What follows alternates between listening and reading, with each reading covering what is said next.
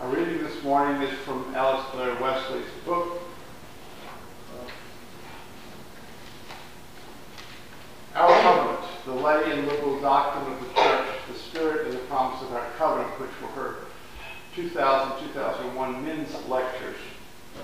She is one of the deepest thinkers in our movement. So we have the question of what is a covenant, and she approaches it in this essay on the anthropology and theology of the covenant by first talking about language and the web of language in which we live. And she uses the example, someone sends an email message, thinking of you makes me want to click on save. She takes that message and she says, what would this mean to someone in 1970? What would this mean to someone in 1980? It would mean nothing. It would have no meaning whatsoever. Whereas to a person after 1990, this would mean a great deal. This would be a little message of love. And she uses this to say we live in this universe of meanings, of language, that is forever changing, forever being updated as we get new technologies in our lives, as we live our lives in different ways. That's the background of this reading that I'm going to give you. Right there we have an illustration of the great paradox of covenantal anthropology and theology. Authentic human freedom is by necessity lawful freedom. Moreover, the patterns or laws or rules of the network are not rightly understood if they are seen as there to restrain or inhibit or control us, although we will be barred from participating in meaning if we disregard them. Rather, these patterns make meaning possible. We rightly see ourselves as wonderfully gifted with discernment, gifted in that we can perceive these patterns and learn more of them and still be more creatively free within them. I hope you see that I am now pointing to an analogy, a likeness. The patterns of meaning which make language possible are analogous to other natural laws. Though the universe within which we dwell is dynamic, not static, it is lawful. That is, there are consequences of obeying and of breaking natural laws. The universe is responsive to human beings, and that at least some of the patterns vital to us as human beings change over time in response to our usage. But there are always patterns we cannot flout without loss of meaningful life. That is a theological statement. I'm also lifting up certain features of an anthropology, a notion of what it means to be human. Namely, as a race or species of creatures, we are both limited or governed by an authority greater than our own, and free.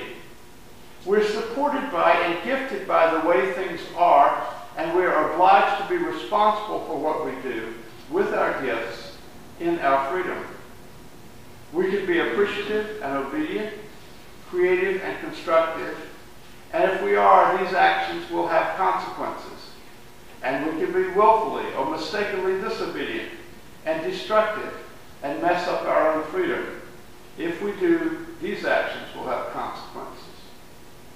Because then authentic human freedom is of necessity lawful freedom, and because we receive the possibility of freedom as a gift of the way things are, an authentic covenant is a glad promise to live freely together insofar as we are able in accordance with the laws of reality that make our freedom possible. Let me give you that again. An authentic covenant is a glad promise to live freely together insofar as we are able in accordance with the laws of reality that make our freedom possible. This is true whether the agreement is between just two, as in a union of marriage, or whether the agreement is among millions, as in a free nation, or whether the agreement is among members who gather to be a free congregation. Any authentic covenant will be based on a mutually shared understanding of the patterns or laws of a third reality. The third reality of a covenant is not just the network of a language, but the whole of being.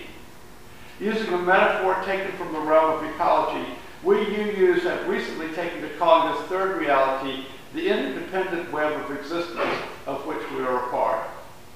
God is a shorter name for that reality greater than all, yet present in each.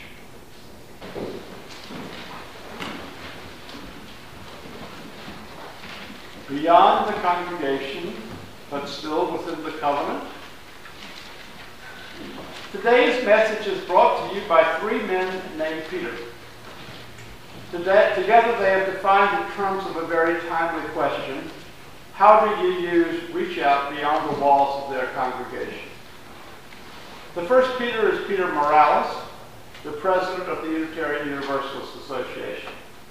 In January, he produced a little essay called Beyond Congregations, which we've already touched on and which I handed out a few weeks ago.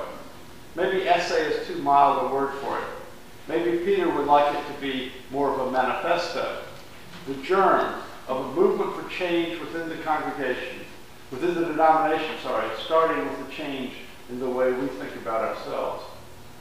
In that essay, Peter begins by saying that he loves congregations and he misses his congregational ministry, but then he says we have to start thinking beyond congregations. Growth in membership in congregations is stagnant, yet the total number of people in our congregations is only 1/4 of the number of people who identify themselves as UU on a survey. Also, a lot of people who attend UU camps and conferences are not members of any congregation. Most children of UUs don't join congregations when they grow up, though they may continue to identify themselves as UU. Many faithful financial supporters of the UUA do not belong to any congregation. Peter Morales' conclusion is, quote, "We have long defined ourselves as an association of congregations. We need to think of ourselves as a religious movement. The difference is potentially huge," unquote. That's Peter Morales, the UUA president, and he's caused quite a stir with this essay. Now let me introduce the second Peter, Peter Bowden. Peter Bowden is a UU layperson who is serving as the Blue Channing District's growth consultant, among many other hats that he wears. He seems to be everywhere, conducting workshops on growth or the use of the internet. He's as comfortable operating online as he is in person, and he has several online sites, including one for UU videos, one for discussion and sharing ideas about growth, and a blog. It was Peter Bowden who coined the phrase for the people we're looking to connect with: free-range Unitarian Universalists. It's a cute phrase, but of course it implies that the congregations are like chicken coops, and those UUs on the outside are somehow healthier or happier. Maybe because they sleep in on a Sunday morning. Peter Bowden recently posted a video on the UU Growth blog of a talk he had given at a recent conference in Orlando. The conference was called for UUA staff and certain ministers to discuss and consider how to implement President Morales' Beyond Congregations essay. Now, Peter Bowden is married to a UU minister, and he told in this talk how it used to be his role to sit in the back of her church and check on visitors and make sure that someone would talk to them in the coffee hour. On one occasion, he said, a new woman came into the church and looked around before the service started and was obviously overcome with some sort of emotion. At joys and concerns, the newcomer came forward and lit a candle and said how she had been looking all her life for a religion like this and was moved to tears because she had found it. At coffee hour, Peter introduced himself to her and said he was in charge of membership or something like that. The newcomer became almost irate and started pointing her finger at him and saying that he needed to do a better job of getting the word out about Unitarian Universalism because she had just wasted 40 years of her life.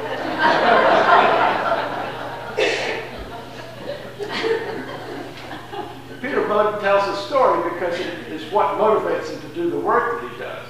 He is sort of the St. Paul of UUism in cyberspace, Or maybe he's more like our own Peter Fleck, another Peter was during his lifetime. I find no fault with UU evangelism.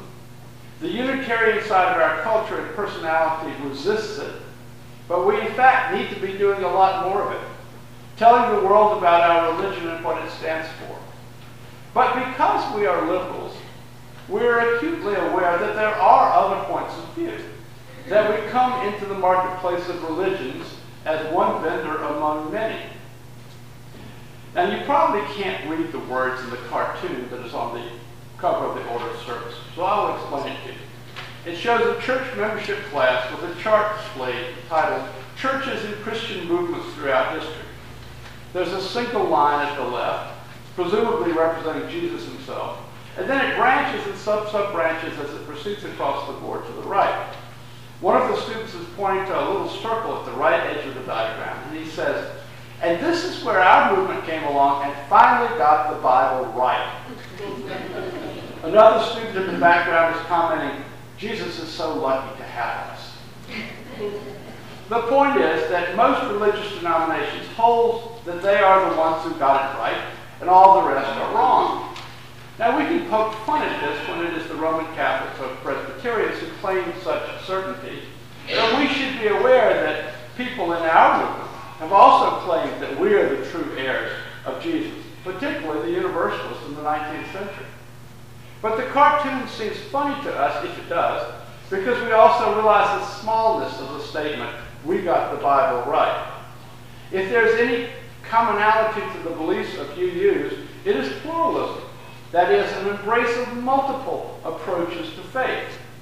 And this is what is puzzling to me about the concept of free-range UUs. I'm not saying they don't exist. I know of two individuals in this town who told me they're UUs, but were not connected with this or any other UU church. But I don't know what they mean. Now, you're entitled to call yourself anything you want to. Nobody can argue with that. I can call myself a Christian.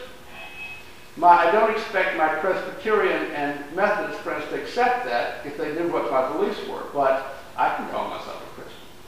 But what does it mean when someone who's not a member of a UU congregation says that he or she is a UU? It certainly isn't a statement of belief, unless it's an acceptance of pluralism. But certainly Unitarian Universalists don't have any monopoly on pluralism. A willingness to look at the other belief systems is the hallmark of a liberal education and liberal values. Is every liberal arts graduate in the country a closet UU? No, because UUs are not defined by their belief, but by their practice. This is the message of the third Peter, Peter Bullotta. Peter is the minister of the Venerable First Parish in Lexington, Massachusetts, home church to Dick and Phoebe Soule. I think I can find the source of this thing. Yep. Thought someone left on that microphone just now.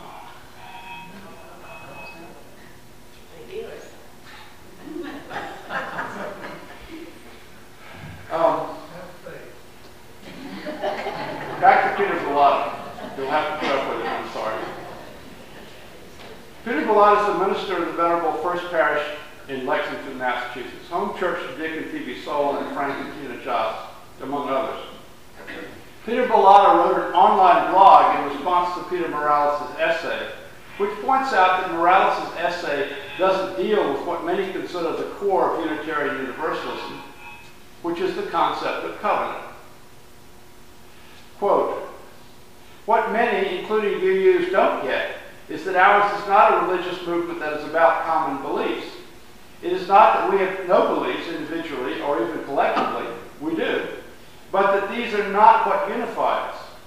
As individuals and congregations, as a movement, we do have some basic theological and philosophical affirmations in common. They're just not the singular organizing principle around which we gather. We also unite around an attitude toward the world, people, and the great questions of meaning. We share a constellation of traits, openness, generosity, and inquisitiveness, among others.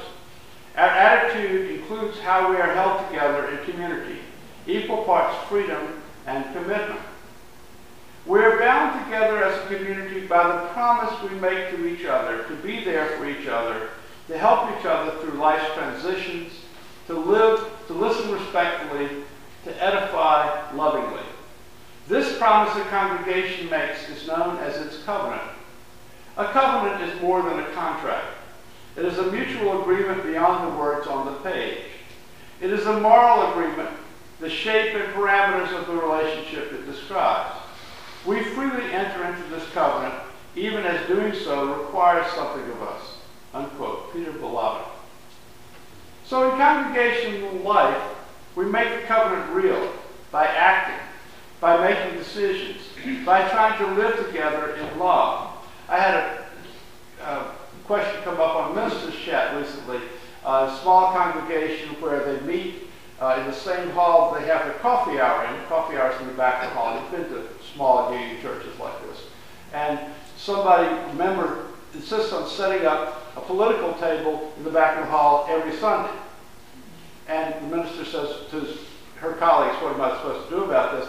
And one colleague says, well, you might point out that he's in violation of the covenant. Covenants come up at that time when there's a question of behavior, when there's a question of right relationships. That's when we start talking about covenants. We hold each other accountable. We care for one another as individuals. We love one another despite our obvious differences and shortcomings. Here's Peter Bellata again. I find inspiration from the experience of our Jewish neighbors.